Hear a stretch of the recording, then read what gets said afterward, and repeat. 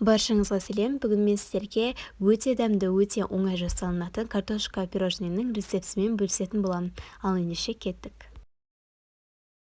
Бізге керекті заттар 400 грамм қарапайым печенье, 70 грамм ерітілген сары май, 200 грамм сгущенка және де 2 ас қасық какао.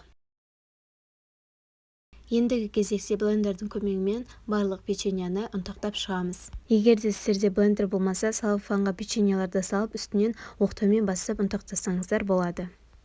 Үстіне какаоны қосып, жақсылап араластырамыз.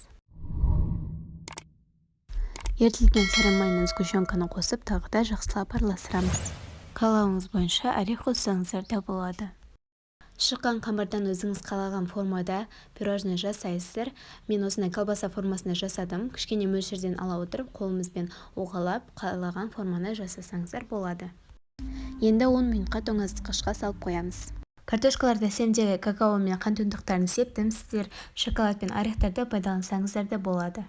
Мінекей достар, бізде шайға арналған өте тез дайындалатын әрі өте дәмді болып шығатын пирожныйлар дайын болды. Міндетті түрде жасап көріңіздер. Осы видеоға лайк басып, каналыма тіркелуді ұмытпаңыздар.